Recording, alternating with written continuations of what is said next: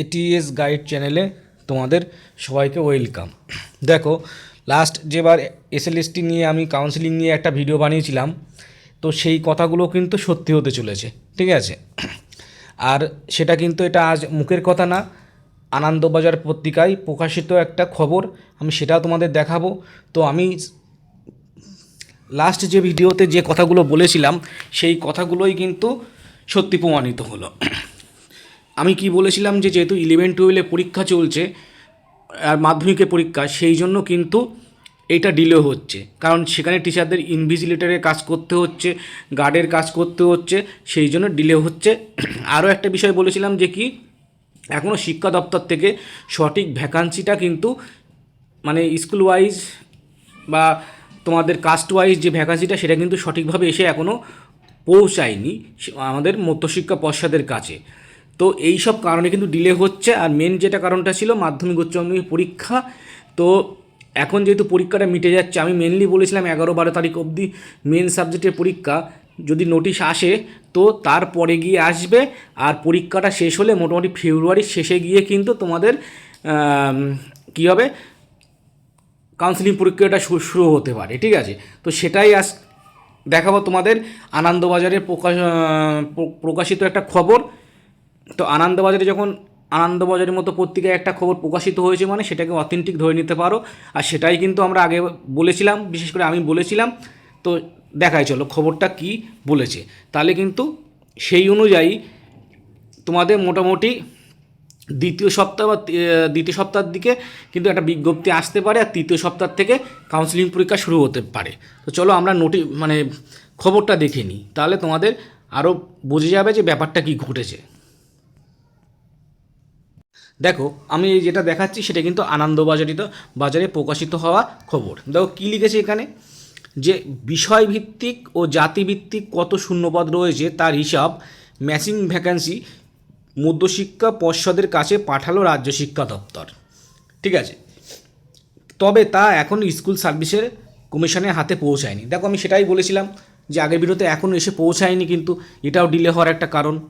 তারপর কি বলছে ডিটেলসে, যে পর্ষদ সূত্রের খবর, শুক্রবার শিক্ষা দপ্তর যে তালিকা পাঠিয়েছে সেখানে কিছু সমস্যা রয়েছে। সে বিষয়ে শুক্রবারের পাঠিয়েছে, ঠিক আছে? সে বিষয়ে ইতিমধ্যে স্কুল শিক্ষা দপ্তরের কমিশনারের ব্যাখ্যা চাওয়া হয়েছে। জানা গিয়েছে এই অসঙ্গতি মিটলেই ম্যাচিং যে ভ্যাকান্সিটা সেটা এসএসসির কাছে পাঠিয়ে দেওয়া হবে, ঠিক আছে? এবার সোমবার অথবা মঙ্গলবার এর মধ্যে তালিকা পাঠানোর চেষ্টা করা হচ্ছে বলে জানাচ্ছে পর্ষদের কর্তারা, ঠিক আছে? নেক্সট কি বলছে, এদিকে এসএসসির তরফে জানা গিয়েছে সোম বা মঙ্গলবারের মধ্যে শূন্যপদের তালিকা হাতে পেলেও সেটা কিন্তু সঙ্গে সঙ্গে সেটার বিজ্ঞপ্তি প্রকাশ করা যায় না, কারণ সেটা খাতিয়ে দেখতে হয় বা সেটাকে তোমাকে ঠিকঠাক করে খতিয়ে দেখতে হবে যে ঠিকঠাক আছে কি না। দেখতেও কিন্তু মোটামুটি অতগুলো যে লিস্ট সেটা কিন্তু খতিয়ে দেখতেও কিন্তু টাইম লেগে যাবে। তো অন্তত 3-4 দিন সেটা টাইম লেগে যাবে, ঠিক আছে? এবার বলছে সুতরাং সব যদি ঠিক থাকে তাহলে ফেব্রুয়ারি মাসের দ্বিতীয় সপ্তাহে কিন্তু বিজ্ঞপ্তি প্রকাশ করা হবে। আমি কি বলেছিলাম দেখো, 12-13 তারিখ পর্যন্ত কিন্তু আমার আগের ভিডিওটা দেখে নিতে পারো যদি বিশ্বাস না হয়। 12-13 তারিখ পর্যন্ত উচ্চ মাধ্যমিকের মেন সাবজেক্টগুলো পরীক্ষা আছে, এই পর্যন্ত চাপ থাকে খুব। তো তার পরে গিয়ে কিন্তু তোমাদের নোটিফিকেশানটা চলে আসতে পারে, কাউন্সেলিং শুরু করবে না। কারণ কাউন্সেলিং শুরু করলেই কিন্তু ওই স্যার ম্যাডামরা ছুটে স্কুল ছেড়ে বেরিয়ে আসবে কাউন্সেলিং করতে, তখন এই পরীক্ষায় ব্যাঘাত ঘটবে। তো বিজ্ঞপ্তি প্রকাশ করে দেয়, বিজ্ঞপ্তি প্রকাশ মানেই কিন্তু কাউন্সেলিং শুরু হচ্ছে না। এবার বিজ্ঞপ্তি প্রকাশ করে দিয়ে বলবে কবে কি মানে কাউন্সেলিংটা শুরু করা যেতে পারে, ঠিক আছে? তাহলে দ্বিতীয় সপ্তাহে বিজ্ঞপ্তি প্রকাশ করছে এসএসসি, তৃতীয় সপ্তাহ থেকে শুরু হতে পারে একাদশ দ্বাদশ শিক্ষক নিয়োগের কাউন্সেলিং প্রক্রিয়া, ঠিক আছে?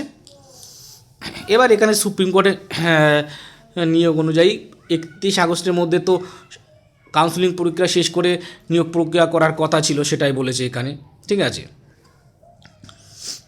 তারপরে আরও দেখো কি বলছে,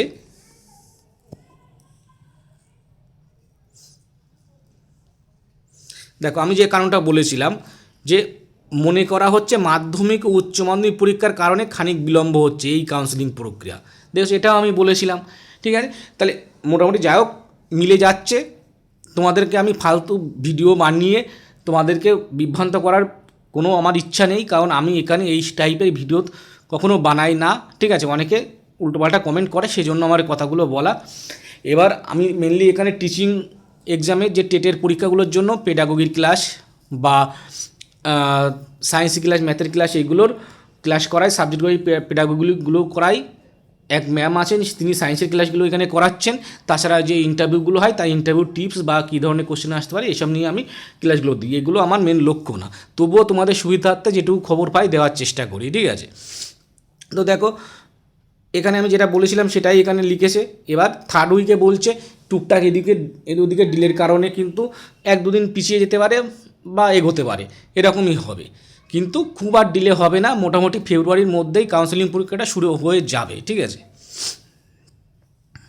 এবার ওই কাউন্সেলিংয়ের ব্যাপারে বিভিন্ন রকম যোগ্য চাকরিহারাদের কতজন কি ডাক পেয়েছে সেটা নিয়ে বলেছে। তাহলে যারা ডাক পেয়েছিলেন কিন্তু এমপ্যানেলড হয়েছিল তাদের কিন্তু খুশির খবর, তারা মাইন্ড প্রিপেয়ার করে ফেলো। এবার তাদের কাউন্সেলিংয়ের ডাক আসছে, 2য় সপ্তাহে নোটিশ পেয়ে যাবে। তো কোনো বাধা থাকলো না, নিয়োগটা হওয়ারই ছিল, হতেই হবে। কোর্টের মতো চলতে থাকবে, পরে দেখা যাবে, কিন্তু নিয়োগটা কিন্তু হয়ে যাচ্ছে। আর এই নিয়োগটা হয়ে গেলে আর আমরা নেক্সট একটা ভিডিও নিয়ে আসবো কাউন্সেলিংটা কীভাবে করানো হবে, সেটা একটু ভালো খোঁজখবর নিয়ে আমি অথেন্টিক ভিডিও নিয়ে চলে আসবো কাউন্সেলিংটা কীভাবে করানো হবে। ঠিক আছে, আর 9-10 তো মোটামুটি আশা করা যাচ্ছে যে এই কাউন্সেলিংটা শুরু হলেই সঙ্গে সঙ্গে আর একটা বিজ্ঞপ্তি চলে আসবে 9-10 ভ্যাকান্সির জন্য। ঠিক আছে, ভ্যাকান্সি না, ভেরিফিকেশনের জন্য। তো সেটাও তোমাদের আমি দিয়ে দেবো খবর পেলে। তো যারা নতুন টিচিং এক্সামের জন্য প্রিপারেশান করছো, মানে এখানে যারা দেখতে আসছো, আশা করি তারা 11-12 পেয়ে গেছো বলে এখানে দেখতে আসছো। ঠিক আছে, বা 9-10 যারা ভেরিফিকেশনের জন্য ওয়েট করছো, তারা দেখতে এসছো, তাদের কাছে আর প্রাইমারি আপার প্রাইমারি প্রিপারেশান তারা হয়তো নেবে না। তো যদিও তেমন কেউ থাকো তাহলে অবশ্যই সাবস্ক্রাইব করে রাখবে, এখানে ওই টাইপের ক্লাসগুলো করানো হচ্ছে, তোমরা পেয়ে যাবে। নেক্সট ভিডিওতে দেখা হচ্ছে।